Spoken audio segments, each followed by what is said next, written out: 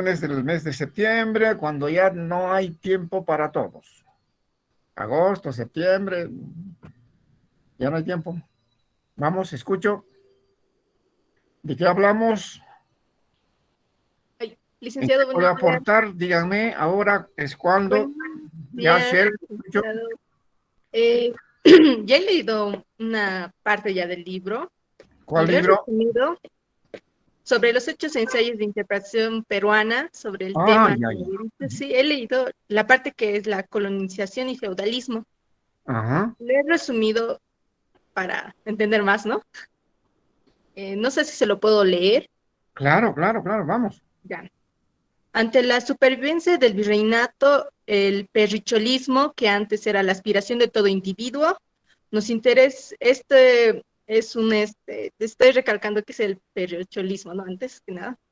Nos interesa como si, signos de reflejos del colonialismo económico.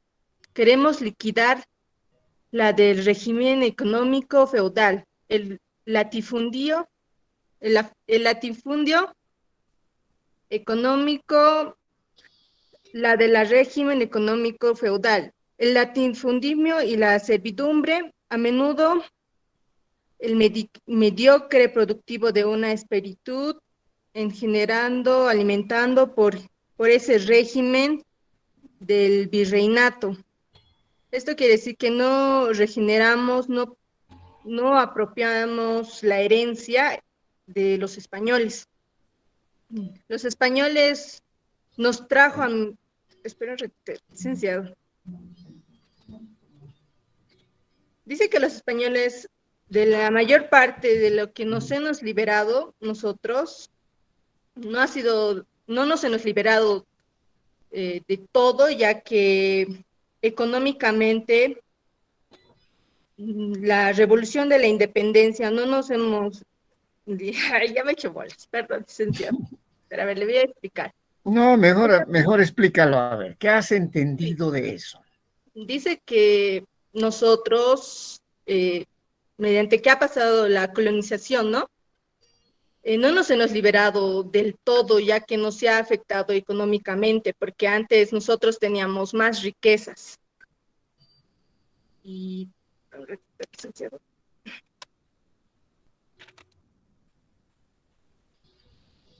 también estaba leyendo el otro libro donde él entendió más, que era del colonialismo. Dice que antes los españoles, así como los que no se han colonizado más antes a la Latinoamérica, se han declarado ellos mismos, se han autonombrado que eran blancos. En cambio, a nosotros nos han dicho que éramos la raza negra, que esta raza negra tenía el poder económico, es decir, que nosotros trabajábamos para su economía, para su beneficio de ellos, y en todo el tiempo de colonialismo ha sido un método de trabajo. Y también podría decirle que hasta ahí he entendido, licenciado. Esta parte me falta leer más. Bien, pero ya has comenzado, eso es bueno.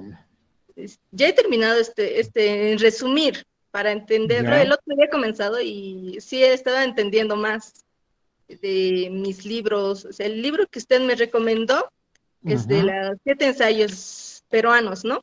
ujú. Ese es el que he resumido, y ahora el otro libro ya lo he leído, que he entendido solo esa parte, porque voy entre los primeros capítulos.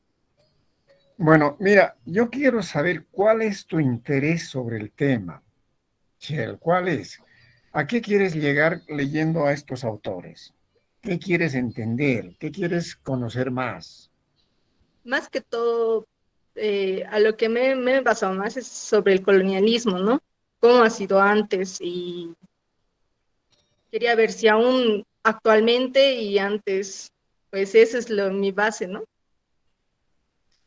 Ya, lo que dice María Tegui, no nos hemos liberado completamente. Sí, Eso es bien cierto, porque ¿quién era el colonizador español? Era un individuo al que la monarquía le entregaba en calidad de dependientes de él a una cantidad de personas. lo que hizo la monarquía española después de apoderarse de América, conservó en cierto modo las comunidades indígenas como estaban. No las destruyó,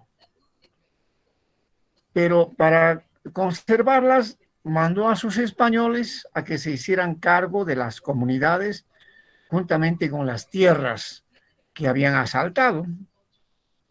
Y a estas personas que estaban a cargo del propietario de las tierras, que había recibido las tierras del rey, les llamaban encomendados, pero bajo la visión de la Iglesia Católica, ¿no?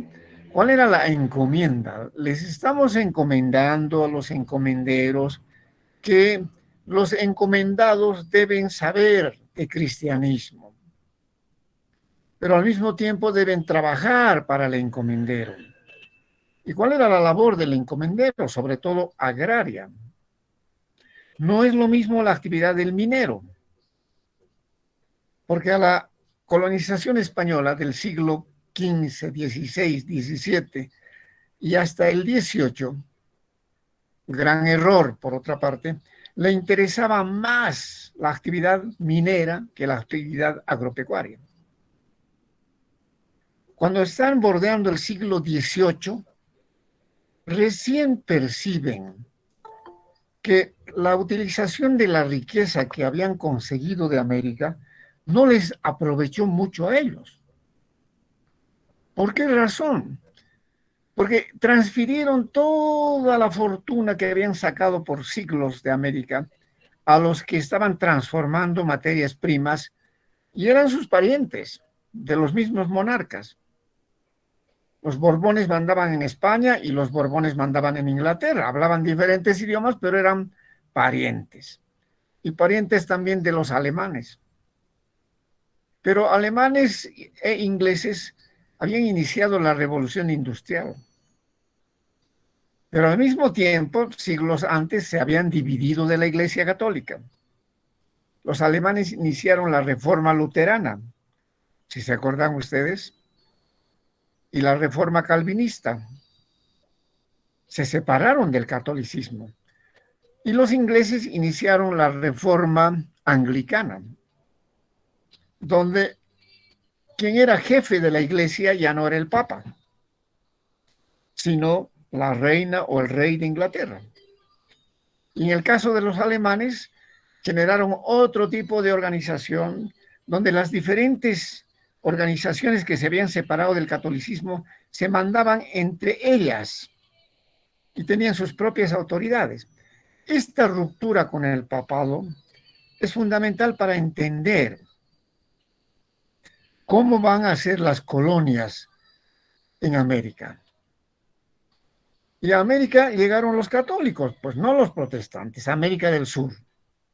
No es lo mismo Estados Unidos, donde allá llegaron los protestantes.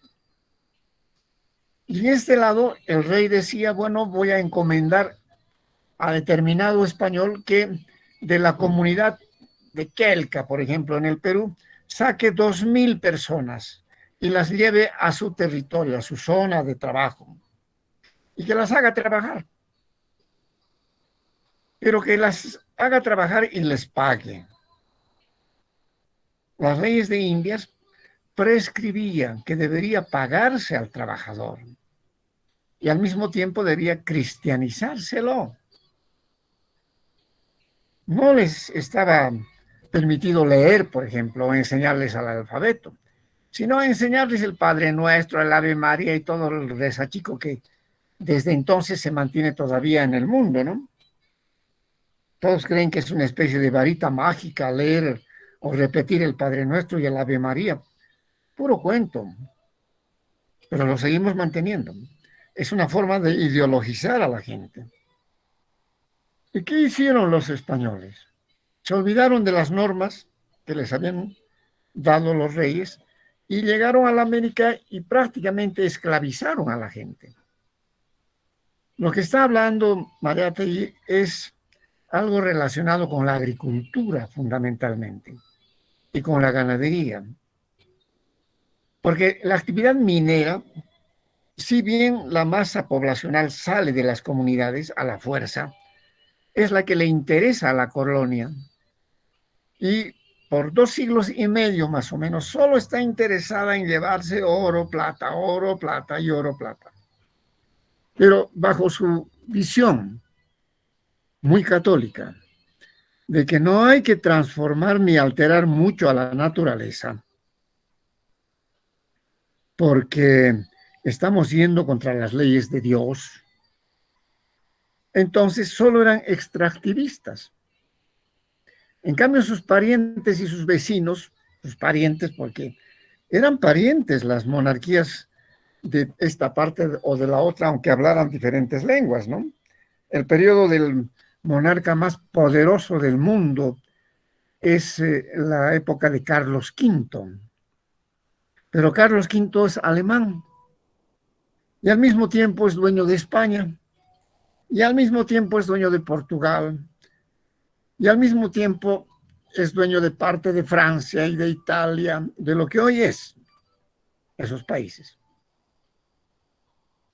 Y él es alemán. No sabía una papa de español, pero era rey de España también. Hay un dicho en la época que dice, Carlos V tiene un imperio tal que está saliendo el sol en una parte de su imperio y en la otra parte de su imperio está metiéndose el sol. ¿Qué quiere decir esto? Que era un territorio tan grande que en una parte está amaneciendo y en la otra parte ya está anocheciendo.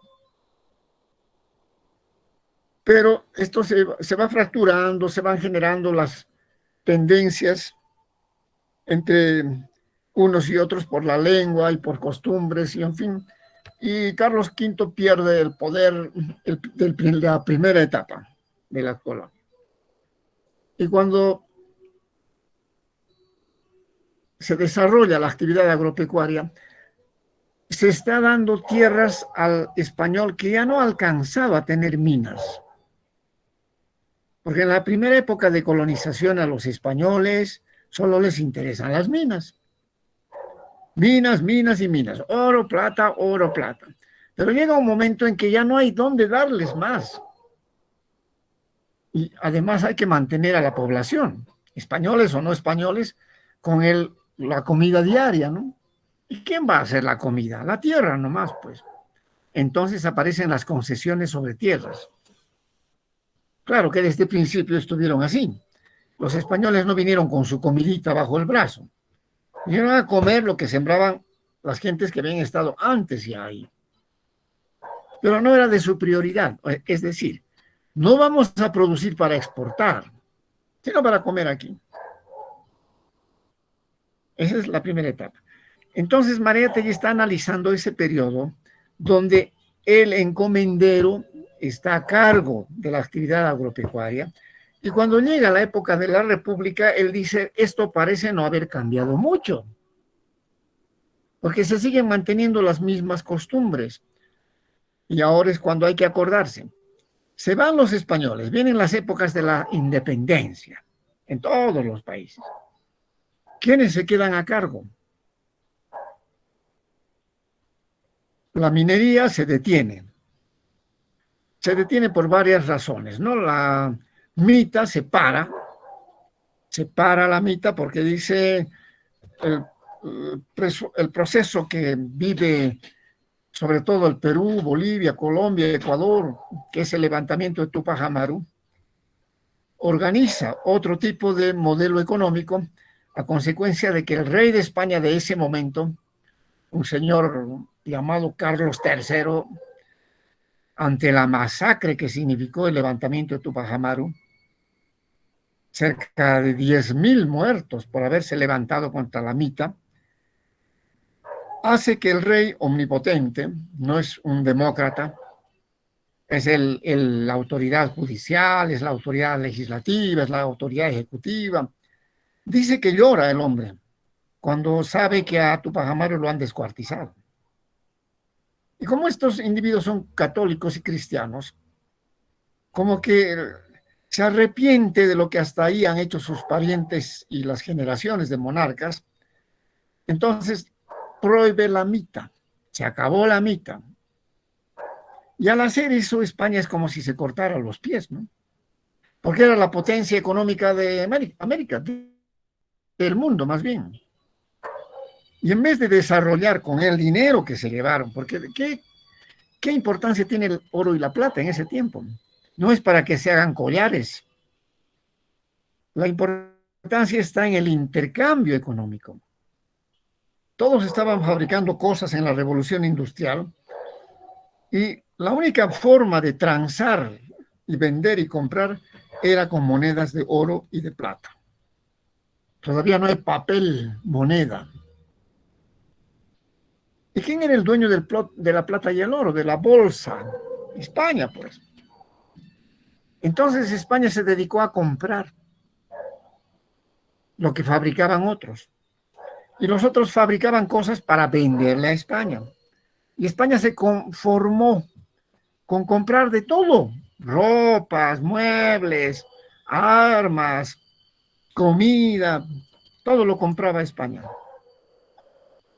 Y cuando cae la plata, porque queda abolida la mitad, España no tiene dinero. Y ahora sí, es hora de arrepentirse. ¿Qué hemos hecho? Pero ya tiempo antes organizaron las encomiendas para que la gente sobreviva con alimentos procesados, sembrados dentro de sus colonias. Recién en el siglo XVIII les levanta un poco la cabeza y dicen, no pues, ahora hay que desarrollar la ganadería y la agropecuaria, pero en todas partes. Entonces empiezan a ver a partir del Caribe y las zonas calientes. Allá se ponen en el trabajo de organizar la agropecuaria. Y las zonas como el Perú y Bolivia, lo que hoy es Perú y Bolivia, que permanezcan ahí nomás, pues, y que los antiguos encomenderos continúen con el proceso de la encomienda. Pero se acabó la dominación, se fueron los españoles, o se quedaron muchos y otros se fueron. Y por generaciones, los hijos de los españoles, ya no españoles nacidos en España, sino en América, acabaron siendo los herederos de las plantaciones, de las haciendas. Y en la época en que está escribiendo, Mariátegui dice, pero esto no ha cambiado. Siguen siendo los blancos los dueños de las haciendas. ¿Y dónde están los que eran antes dueños de todo? Continúan sojuzgados. Las repúblicas en América no liberan a los campesinos de su obligación con el patrón. Y tampoco les distribuyen tierras, pese a que se organizan como estados democrático-liberales. Y para esa época dice Mariátegui, que es de filiación procomunista, Mariátegui, ¿no? Esta organización de la agricultura en el Perú y en las zonas de influencia aymara, quechua, tiene que cambiar. Hay que liberar a esta gente de su trabajo servil y hay que darles tierras, pero también hay que cuidar la comunidad. Miren, las épocas en que nos supuestamente liberamos de los españoles, nos mandan a la miseria. Porque igual en España o en Europa se movía la economía en función de la cantidad de oro o de plata con que se compraban las cosas. Y acá también, pues. Pero una vez que se para la mitad, la minería, como que desaparece el dinero. ¿Y ahora de qué hay que vivir? Hay que vivir, pues, de la siembra de cosas. Pero para que esto prospere de mejor medida, la gente tendría que ser absolutamente independiente, ¿no? Y esto no hay. Entonces Mariátegui está diciendo, ¿cómo reorganizamos acá el poder social a partir de la agricultura? Porque ya no hay, pues en los tiempos iniciales de la independencia, minería conectada otra vez a Europa. Va a pasar como medio siglo, hasta que de nuevo ya las repúblicas empiezan otra vez con su actividad exportadora de minerales. Y aparecen otros minerales en la cuenta o en el menú de la compra que quieren hacer los europeos, ¿no? Y él no quiere tocar este tema, no hace tesis, no hace planteamientos, no hace análisis de la actividad exportadora de la minería, por ejemplo. que lo mismo que en el Perú, en Bolivia, en los 1800 para adelante empieza a tomar otro cuerpo. Se ocupa de los campesinos, de los agricultores. A eso van las 7 tesis que él plantea. Y quiere revalorizar la cultura de las gentes que fueron domesticadas, fueron arrojadas, obligadas a trabajar bajo patrones. Además, él tiene una visión. En la época en que vive Mariátegui, el comunismo está extendiéndose en Europa.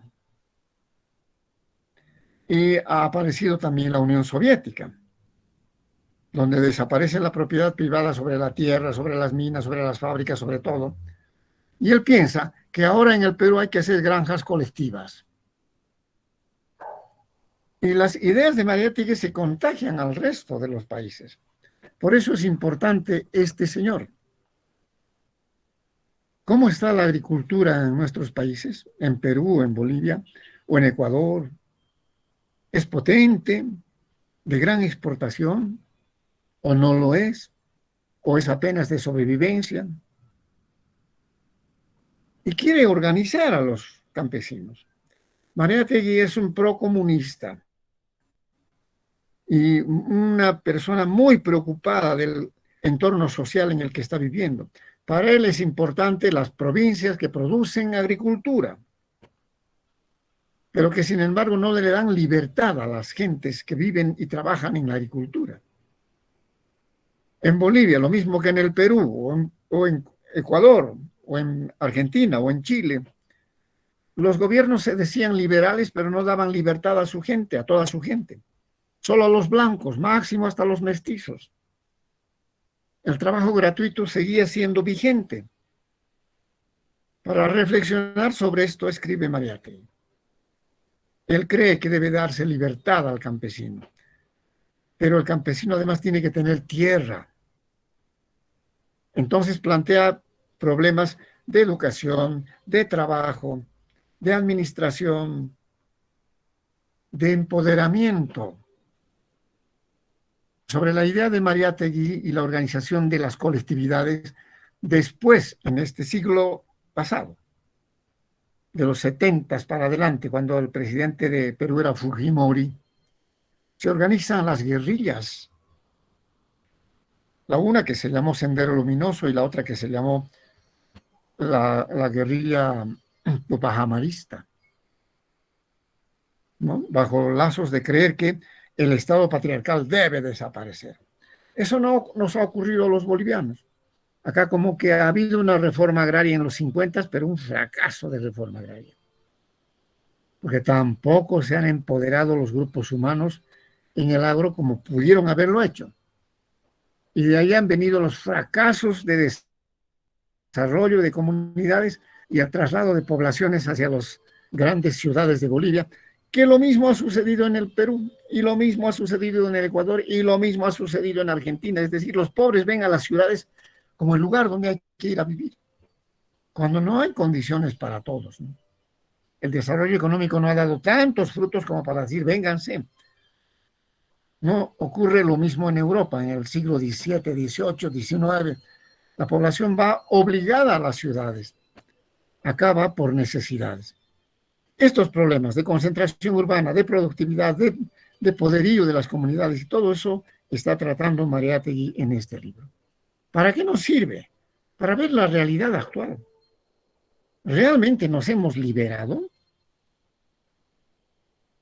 ¿O hemos solamente acomodado las cosas a los nuevos intereses de los que después han heredado el poder? Y el poder se ve en la misma condición más o menos.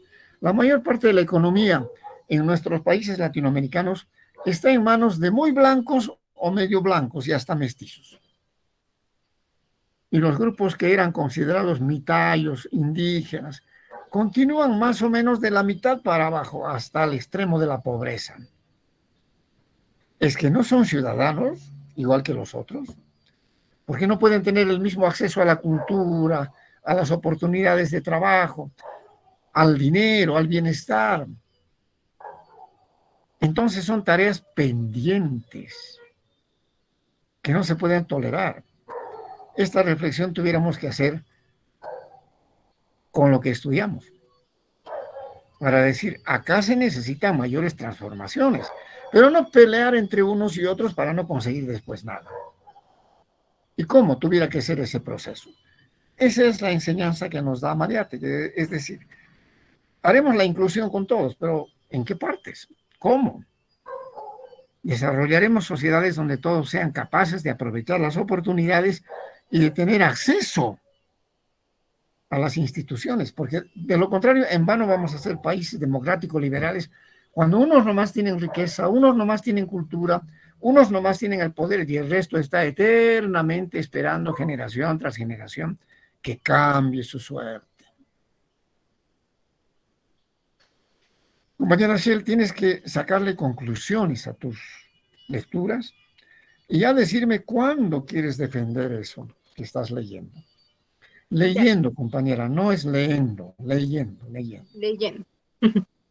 ¿Sí? Ya, muchas gracias. Inés, ¿por qué estás tan inquieta? Te levantas, te vas, vienes, abres tu pantalla, la vuelves a cerrar. ¿Qué ocurre? ¿Preocupada de algo?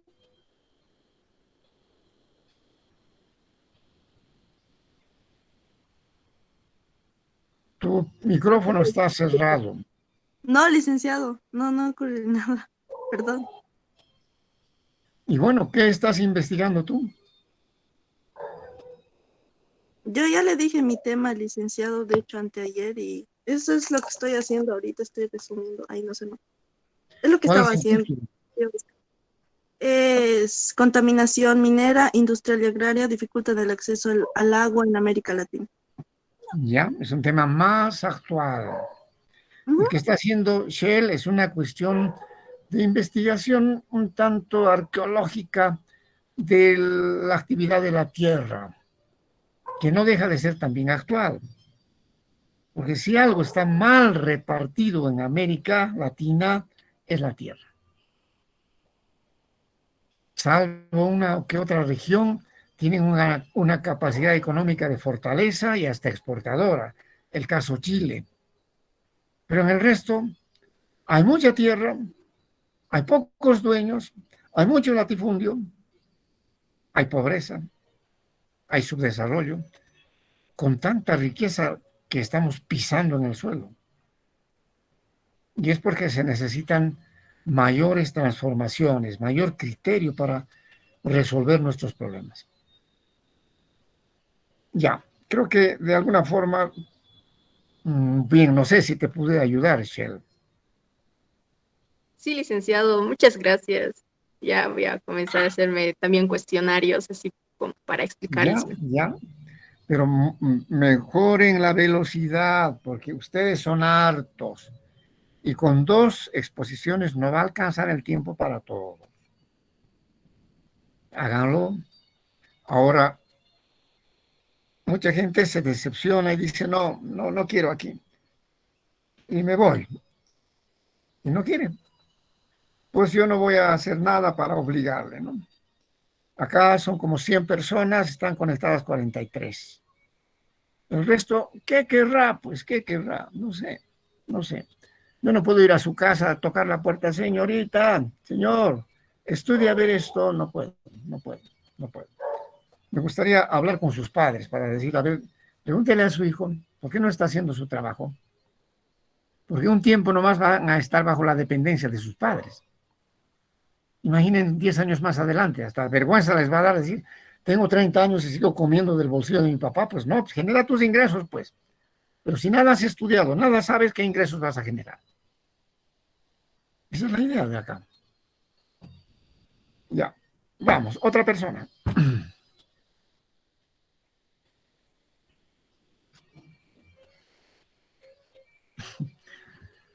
Chicos, si ustedes no hablan, yo tengo muchas cosas que hacer.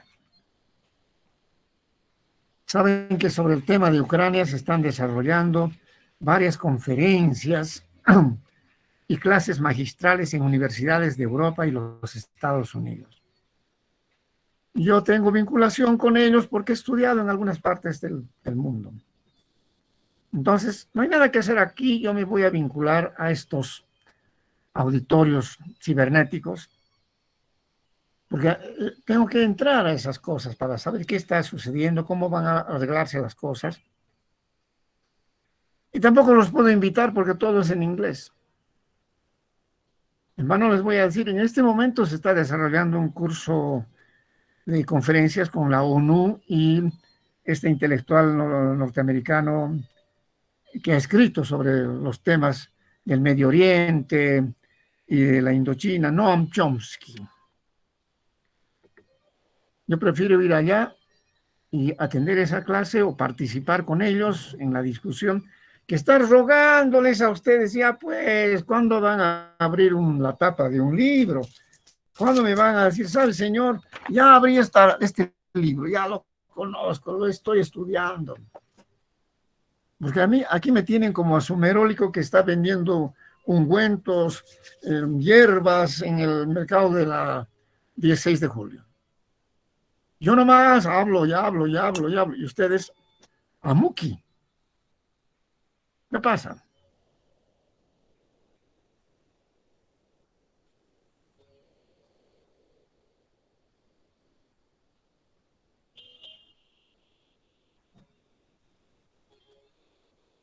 Bueno, no sé si los otros podrían hablar, aunque sea una parte de su resumen, chicos, por favor. Licenciado, buenos días. Melissa, vamos. Ya, perdón, estaba con mis problemas. Eh, yo ¿Cuáles son tengo tus un tema de... problemas, Melissa? ¿Cómo vas a tener tus problemas tan joven? No, unos ¿O problemas con realmente el tienes audio. problemas? Estaba arreglando mi audio. Ya, ya, ya. Vas a tener Eh, problemas cuando seas mamá y después tengas esposo y el esposo a veces no va a tener empleo o vas a tener muchos hijitos y no va a haber que darles de comer o se van a enfermar o no vas a tener casa y vas a tener de inquilina, inquilina por acá, por allá y no tengas trabajo. Ahí vas a tener problemas y decir, ¿por qué estoy así? Porque no estudiaste, pues, no te preparaste. Y ayuda a mi papá, ayuda a mi mamá, por favor, alguien, aquí vivo. Es ahora que deben prepararse. Entonces, no me digas, tengo problemas con mis 18, 20 años. ¡Wow! ¿Qué está pasando? no, solo era con mi audio. Estaba arreglando mi audio, nada más. Ya, bien. Ahora háblame de qué estás Eh, haciendo, además de eso. yo estoy centrándome en el tema de la deuda externa y el desarrollo. Escogí este Deuda tema externa. porque es que me parece muy interesante y además que ha despertado mi curiosidad de saber cómo enfocarme más en el tema que ha tenido que ver, incluso así, enfocándolo más que todo en nuestro país, más que todo tal vez, cómo ha sido, si es que ha tenido alguna deuda y entonces es por eso que escogí este tema y averiguando más, encontré algunos libros como el de Jaime Atienza, Ascona, de la deuda externa del mundo en el desarrollo.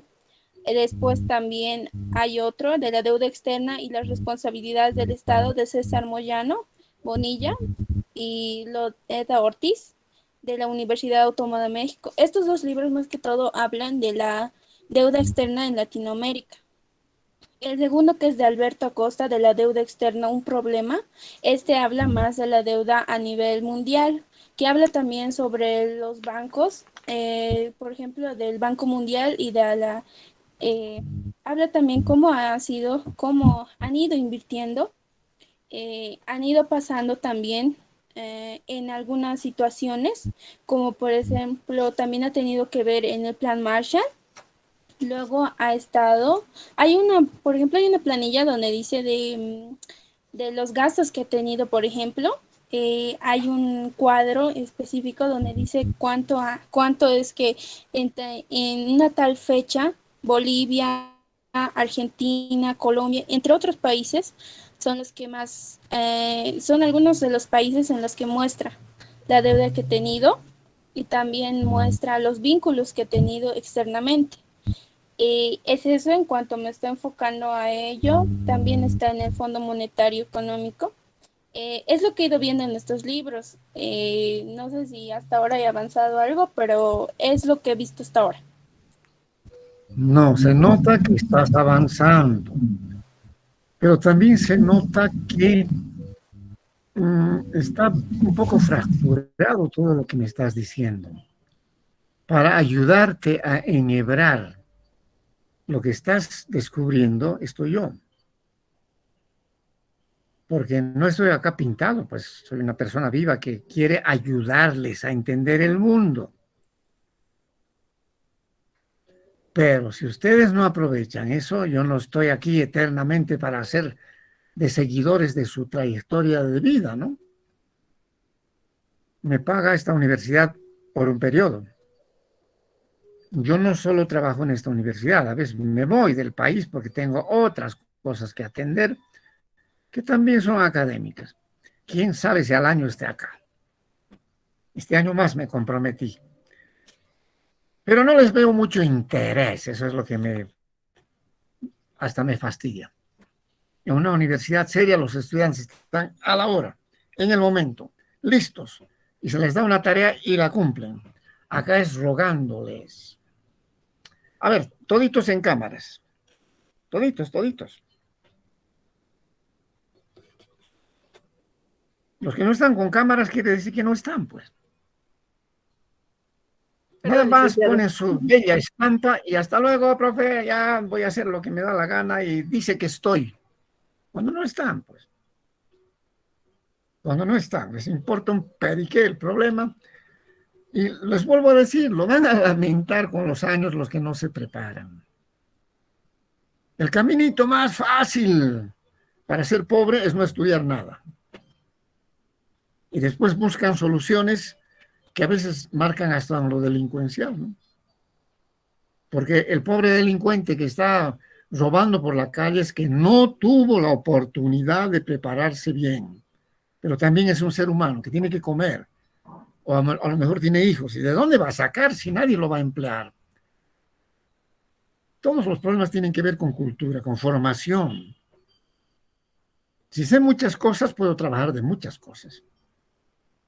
Pero si no sé nada, ¿qué más puedo hacer? Será chofer. Ya estamos hasta el gorro con la contaminación ambiental. Quieren meter 200,000 autos más, imagínate, ya La Paz se va a trancar y todos los departamentos igual. Entonces la reflexión es, estudien ahora, capacítense ahora. 38 de 90. 2/3 partes está escapando de su destino. Pues que le vaya bien. Yo no voy a ir a rogarles a su casa. Asistí pues a clases. Sé persona comprometida con tu tiempo y tu generación. Tus padres no van a durar toda la vida. No.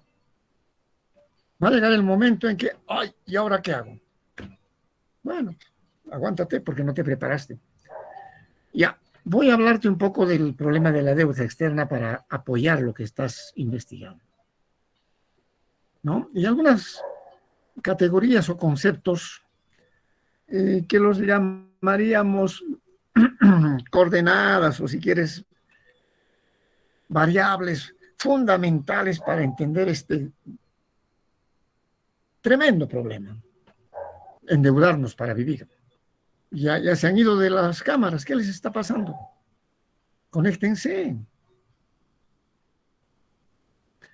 A ver, miren, en chiquitito, cuando no tenemos plata, dinero para vivir, ¿a qué recurrimos?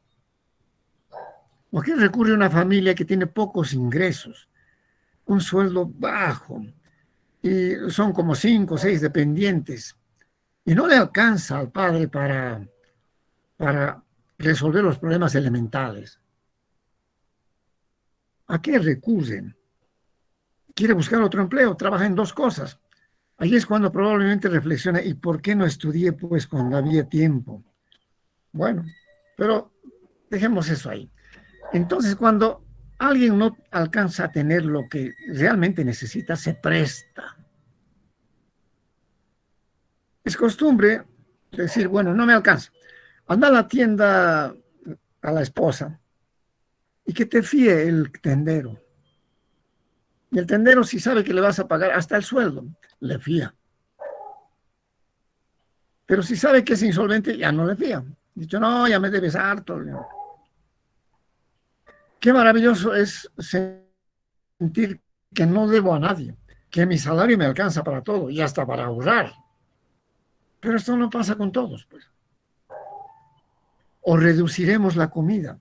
Los niños están mal de los dientes, pues no tengo para el dentista. Ya, entonces que se arruina nomás.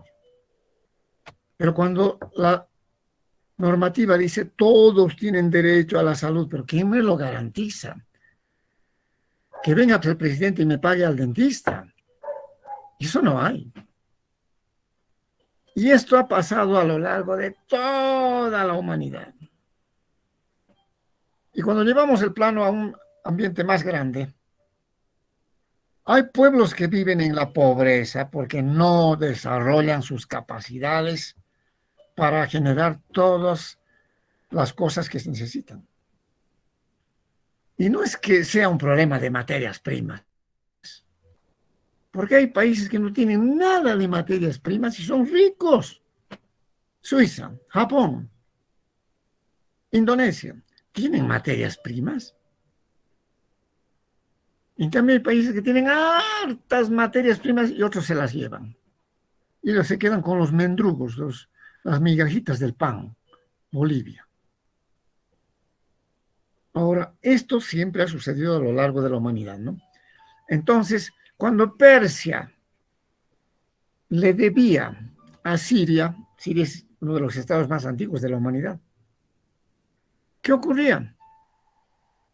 ¿Y por qué le debía? ¿Por qué? Pensaremos que los griegos les debían a los romanos. ¿Y pero por qué? Porque los romanos tenían más capacidad comercial que los otros y fabricaban más cosas. No son tiempos del capitalismo, estamos hablando de sociedades esclavistas. Entonces, ¿qué ocurría?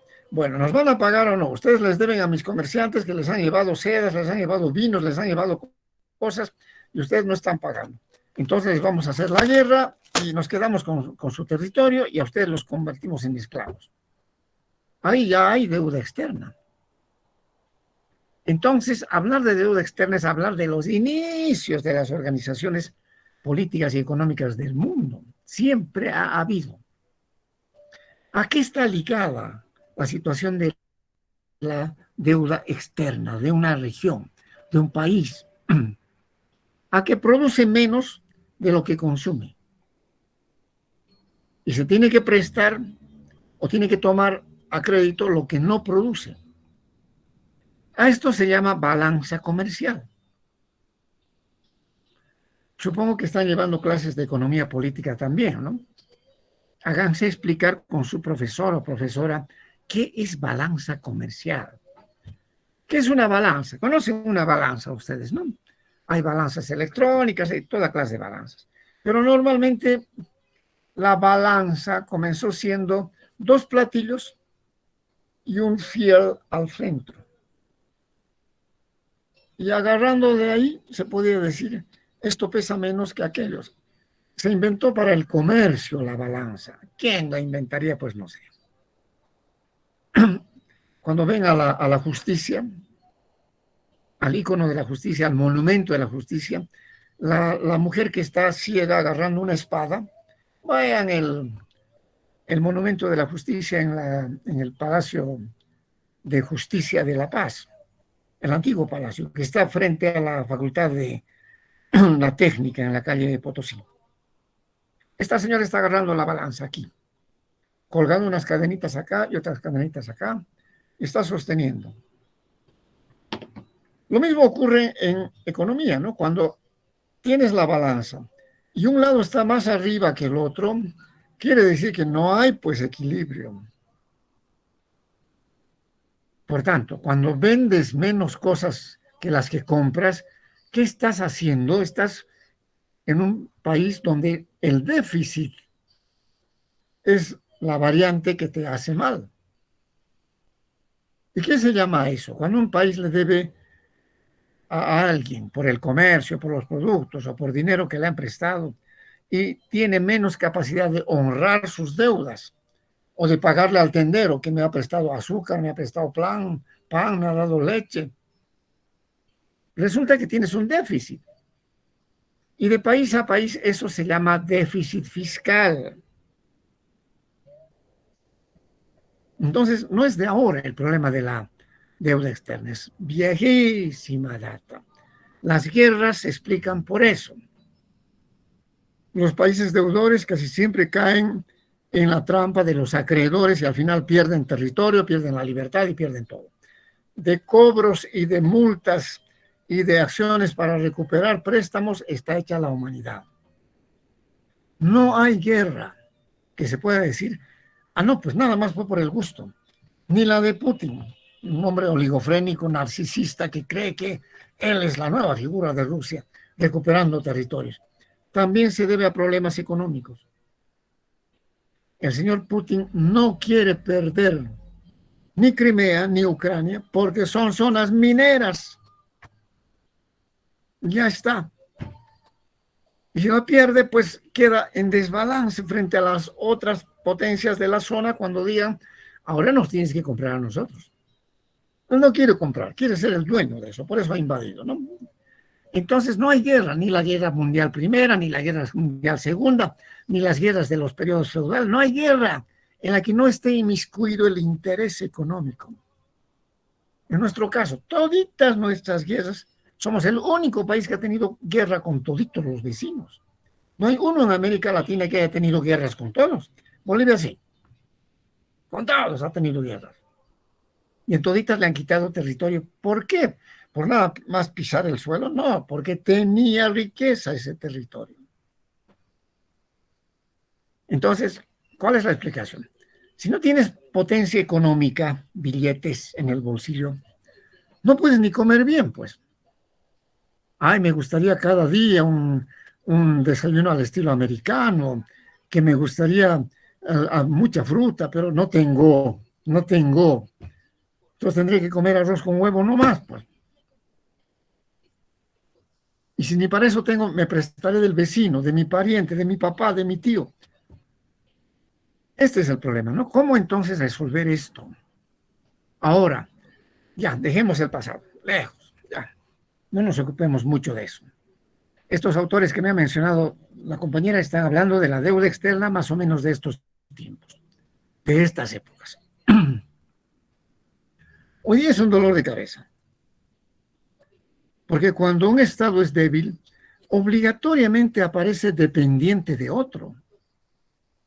Porque no está produciendo lo que necesita. Yo les pregunto a ustedes, ¿de qué país estamos siendo cada vez más dependientes nosotros? Respuesta. Buenos China, días, licenciado. licenciado, de China. De China, ¿De licenciado. China? ¿Y por qué de China? Porque primero el satélite que hace años, Tupac Katari lo llamaron, podemos hablar de eso. También hay varias situaciones que hacen que Bolivia sea como un país. Por ejemplo, hace años podemos también becas en China, hace años escuché que se estaban dando, iban ahí, satélite, en tecnología que igual mandan de China, podemos ser dependientes en ese tema. ¿Qué más? ¿Qué más? Está un poco por ahí la respuesta. ¿Qué más? ¿Quién más me habla de esto? Licenciado, más que todo, tal vez podría ser por las deudas que tenemos con China, que más que tratar de desvincularnos nos une más y eso puede ser peligroso a futuro, ya que si China en uno de estos momentos nos puede decir, páguenme lo que me deben o devuélvanme todo, estamos fregados porque la verdad no nos va a alcanzar y nos puede sacar incluso, como usted mencionaba en la anterior clase, recursos naturales. No tienes para pagarme con plata, dame tus recursos. Y ahí sí perderíamos mucho. Y es por eso que seguimos vinculados al país asiático. Ya, pero hay más, hay más, hay más. Para ganarse 3 puntos tienen que darme más detalles, jóvenes. A ver, mira dónde estás sentado y mira a tu alrededor de donde estás sentado. Mírate la ropa, los zapatos, mira las cosas. Y luego me vas a decir, tus papás o tus abuelos probablemente no tenían eso. Miraban a su alrededor y decían, esta mesita me he hecho yo. Esta ropa me lo ha costurado mi amigo, o yo me he costurado con tela que he comprado de aquí, ¿no?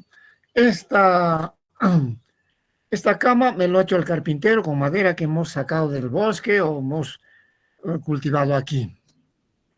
Pero ya cuando ves a tu alrededor dices, esta computadora, ¿quién me la ha vendido? ¿Es americana mi computadora? ¿Es alemana mi computadora? Y cuando ves abajo y dices, Made in China, Madonna. ¿Y cuánto me ha costado la computadora? Pongámosle $300. ¿A poder de quién han ido los $300 de esa computadora? El que ha fabricado, ¿no? Pero ¿por qué no hemos fabricado nosotros nuestra computadora? ¿Qué elementos tiene pues, la computadora? Casi toda su estructura está en base al silicio. ¿Y qué demonios es pues, el silicio? Es arena. Arena es, señoritas, arena. ¿Y cómo? Pues de arena va a ser la computadora. Sí, señor. Resulta que la arena, la tierra, llevada a un proceso químico, puede hacer la plancha de la tarjeta madre. Y además, para que tenga velocidad la comunicación en el circuito que se puede generar incorporando algunos elementos como la plata, también requiere de oro. Las computadoras más potentes tienen componentes de oro. ¿No tienes plata en tu país? Tienes. ¿Tienes oro? Tengo. ¿Y por qué no haces la computadora? En vez de comprarle a China. Ahora, ¿cuántos alumnos son aquí? 90 inscritos, 98. Los 98 tienen o computadora o celular. ¿Y a quién se lo han comprado? A Huawei. O algún asiático como Samsung. Pero excepción hecha de China, que tiene todos los recursos naturales. ¿Los otros tienen? No, pero les hemos comprado a ellos. ¿Y por qué no has hecho lo tuyo? Es que ellos se adelantaron. ¿Y por qué no nos adelantamos nosotros? Entonces llegas a esas conclusiones, ¿no? Muebles, pero chinos o occidentales, computadoras igual, ropa, lo mismo, telas, todo. ¿No podías haber producido tú eso? Pues si tienes todo, pero ¿qué es lo que te falta entonces? Lo que falta es conocer cómo se hace. How's the mind? What's the made? ¿Cómo se hace? Y eso se llama know-how, conocimiento nuevo. Y para eso hay que investigar. Resulta que hoy día todo es plástico. ¿Y quién es el dueño del plástico en el mundo? ¿Cuál es la base de la materia prima de la que se saca el plástico? ¿Quién me dice?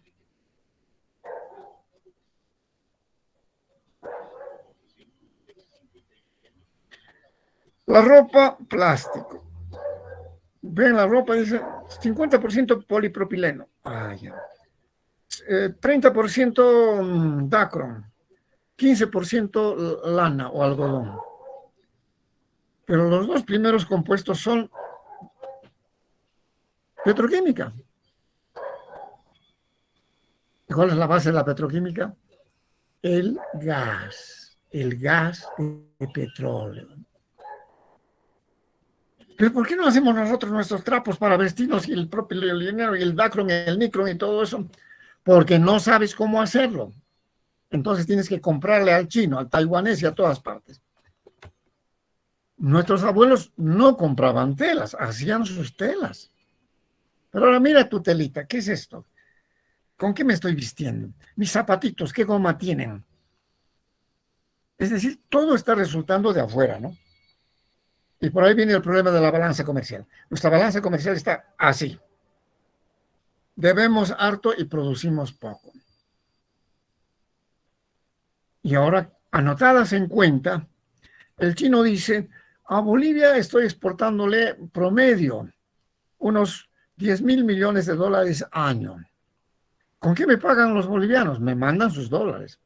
Aquí se generan puestos de trabajo, pero mucho está en crédito.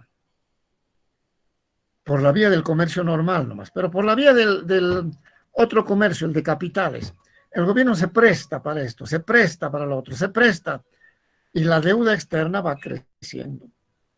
Por comercio, por deuda, por dinero fresco, por todo, por medicamentos, por tecnología va creciendo. Ahora, ¿cuándo se genera el gran problema latinoamericano de deuda externa para dejar atrás a Persia, a Roma, a Grecia, ya lejos? ¿Cuándo? Más o menos por la década de los años 70 del siglo pasado.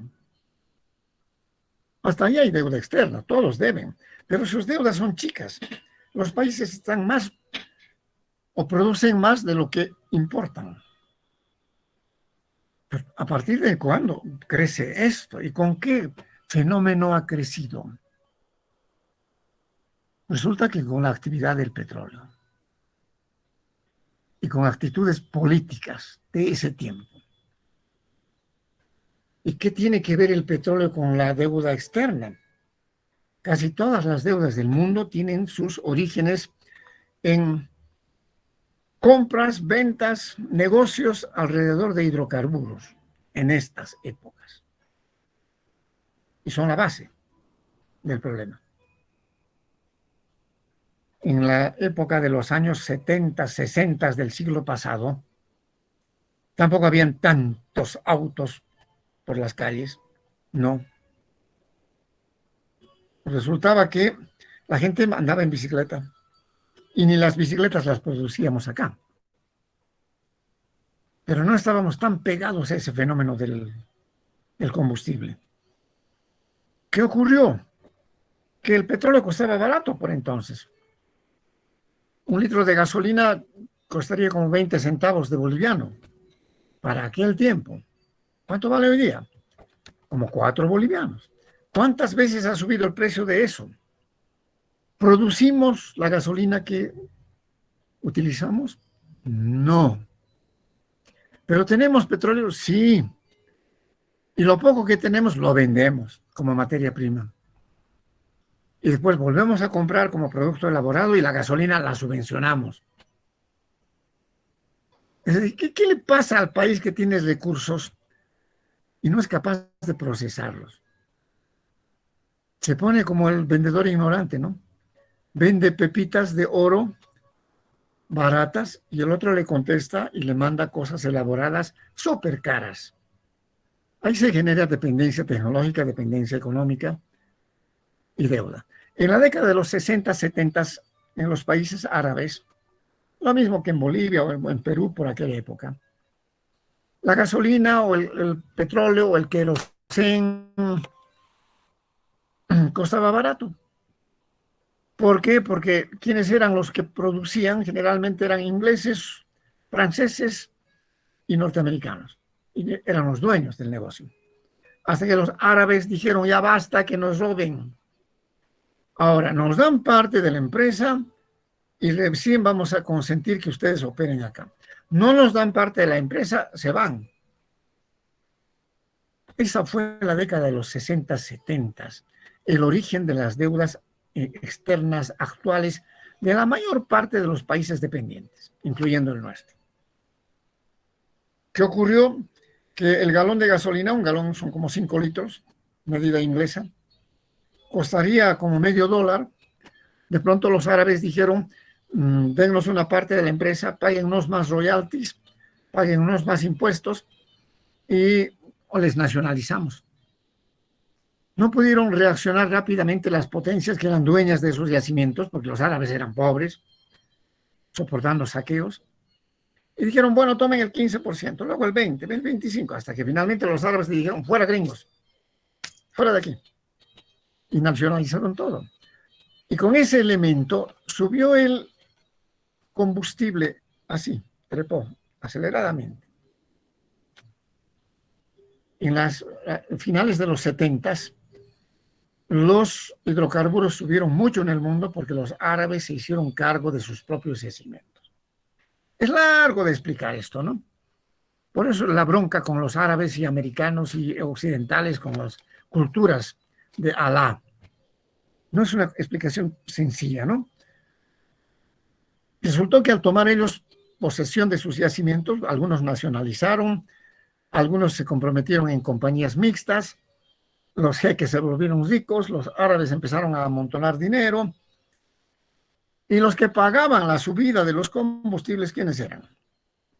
No había muchos vehículos por estas regiones, pero los americanos tenían todos autos, los franceses igual, los ingleses lo mismo.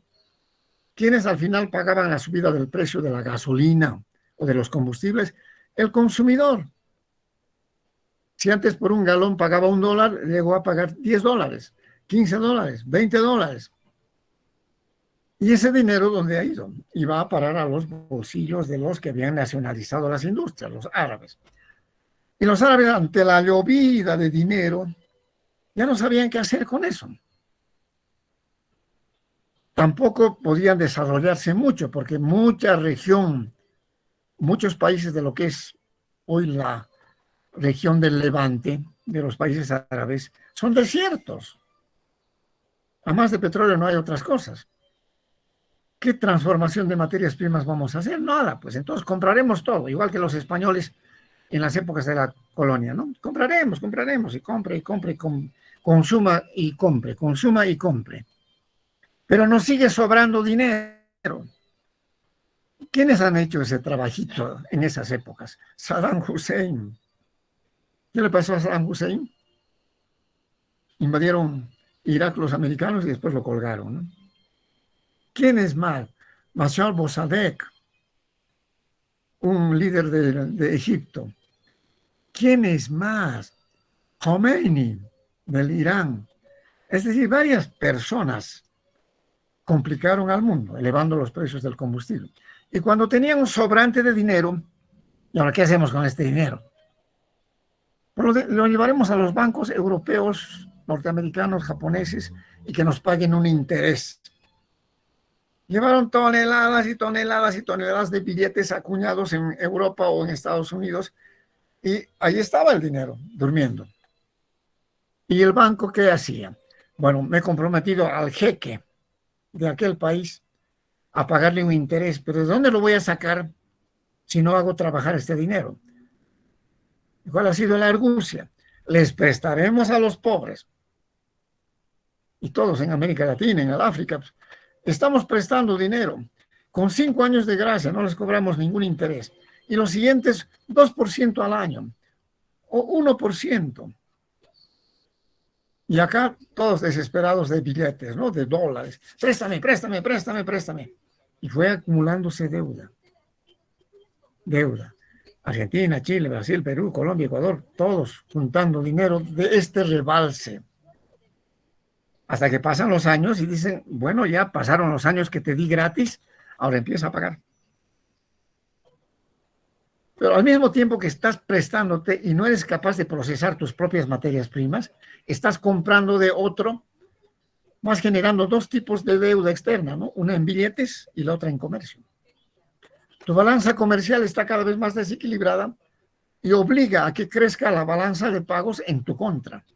Cada año debes cuantificar cuánto debes para pagarle a ese país, a aquel otro país, a aquel banco, a aquel otro banco. Se entrampó el mundo con eso. Claro, los que utilizaron bien el dinero dijeron, bueno, lo usaremos bien, pues. Haremos nuestras cosas y nosotros también nos convertiremos en un país que fabrica sus cosas y no las compra. Eso pasó con los tigres del Asia, por ejemplo, ¿no? Entonces dijeron, bueno, haremos uso de ese dinero y nos convertiremos poquito a poco en potencia.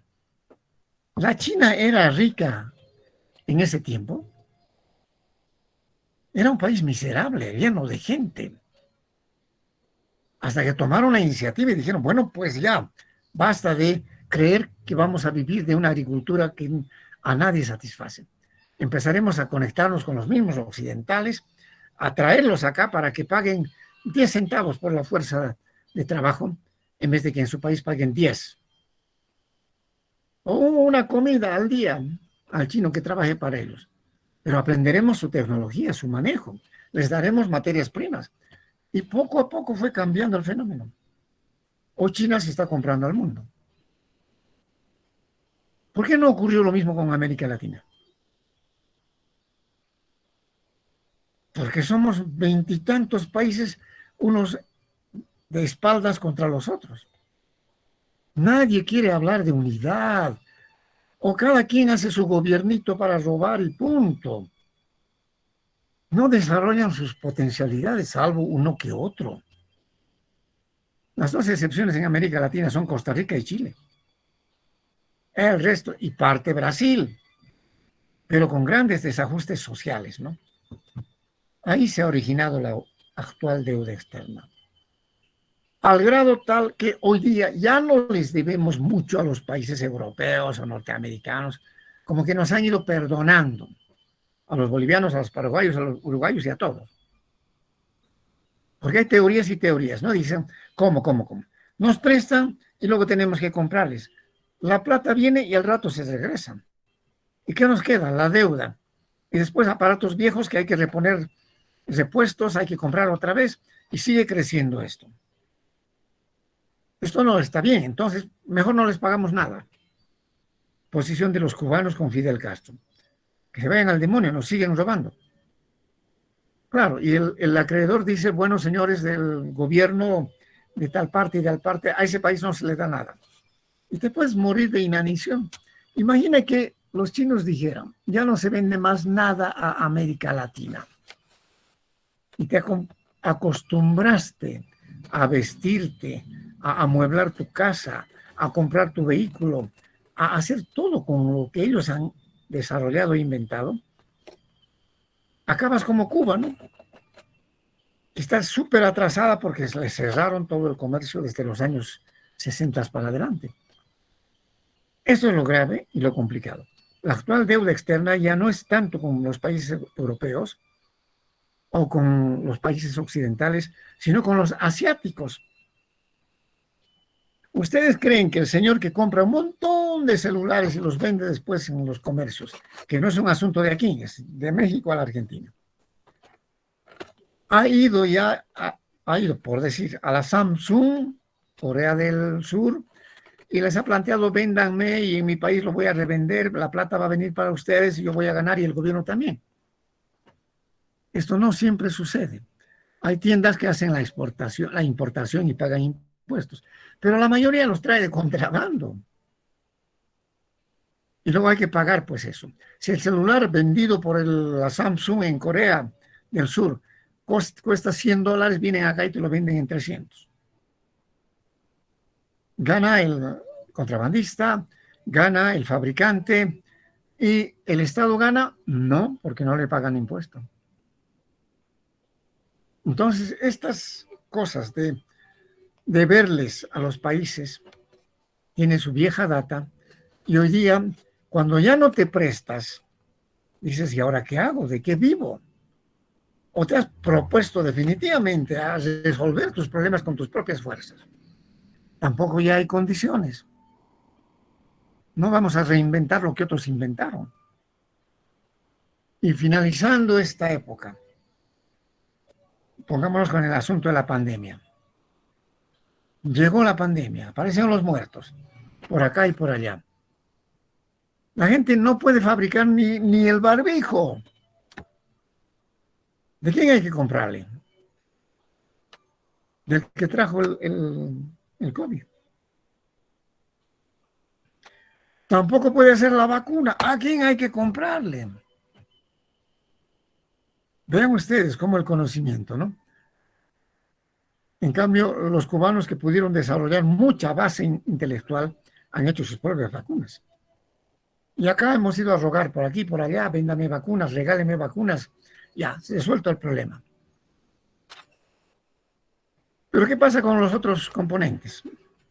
Que tienen que ver con la salud, por ejemplo, con el resto de medicamentos, que tienen que ver con la cultura, los aparatos electrónicos hoy día. No los fabricamos. Y si alguien dice, pero aquí tenemos una fábrica, sí, se ensamblan ahí cosas.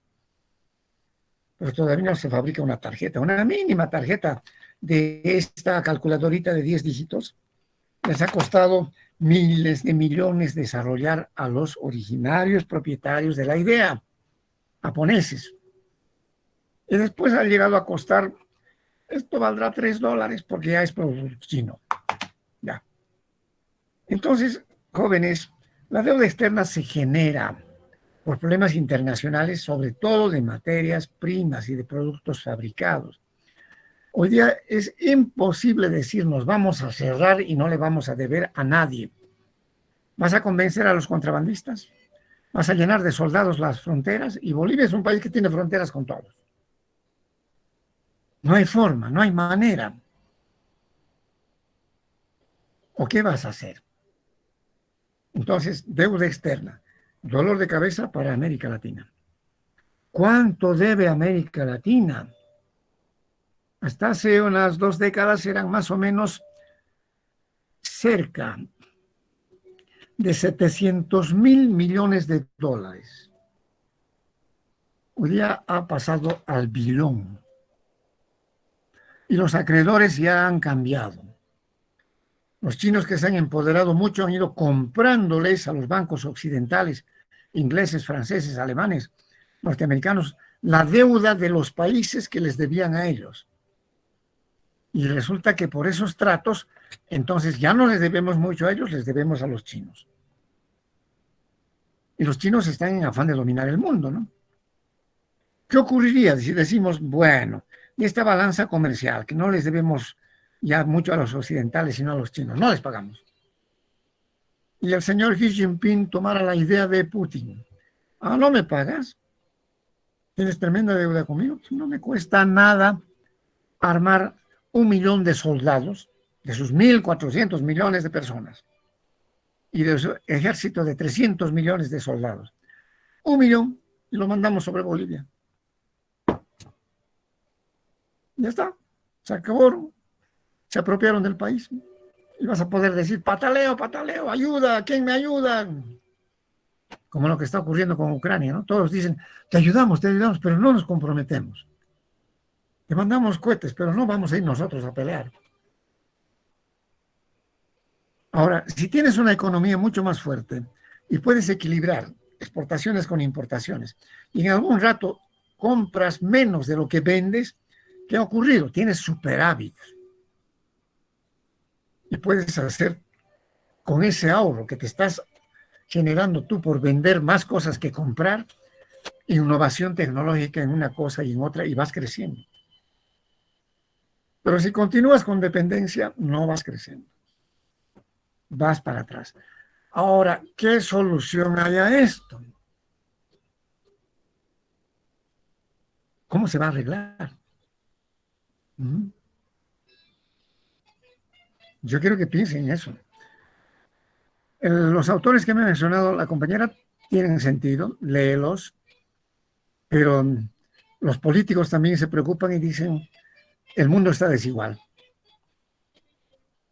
Cuando a un norteamericano promedio le preguntas, medio en chiste, la deuda externa de Estados Unidos, ¿cuál deuda externa?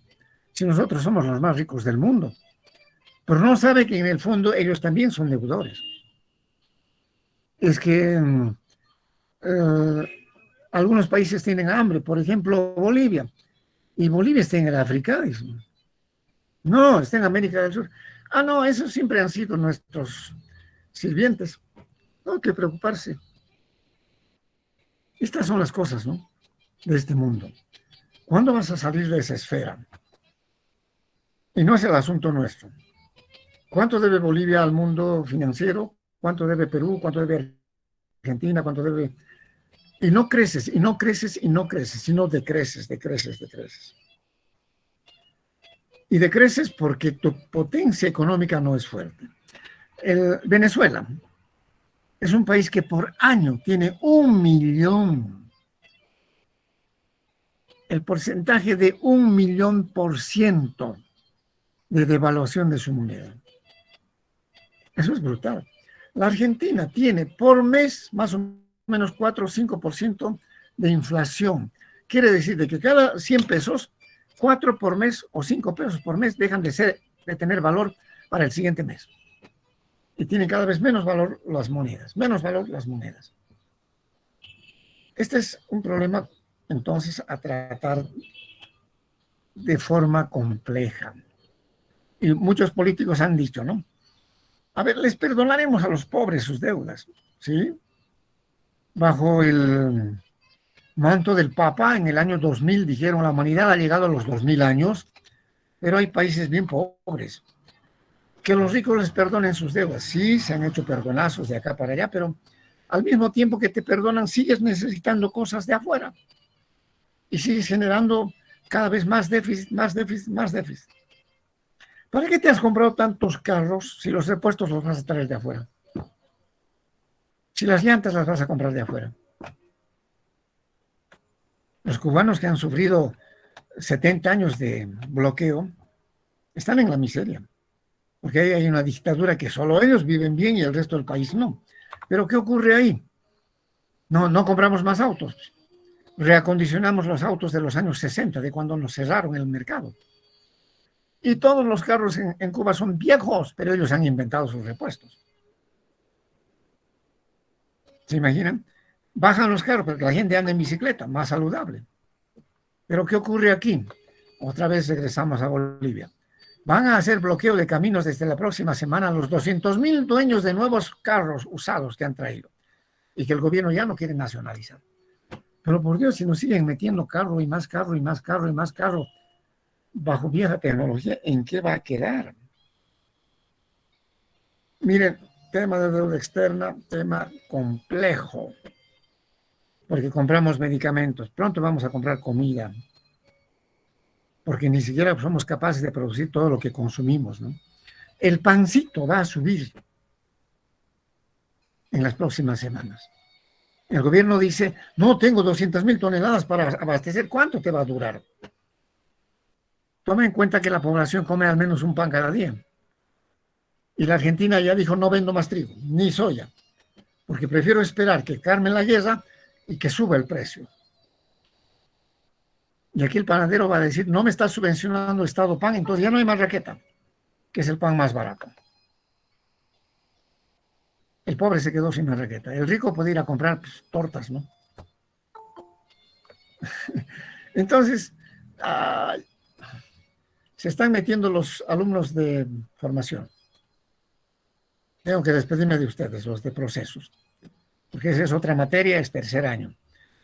Compañera, sigue analizando el tema. No te enredes si no entiendes muchas cosas. Trae preguntas. Yo estoy para eso, para absolver tus cosas que no entiendes. Explíqueme esto, profesor, explíqueme esto más. Y de una vez por todas ponte a exponer qué investigaste. Y toditos ustedes. Ahora, si están esperando que yo haga la investigación por ustedes, se están equivocando. Ya, retírense los de procesos porque los de formación los van a invadir. La próxima clase, licenciado. Nos vemos la próxima clase. Hasta la próxima clase. Hasta luego, licenciado. Bye, bye.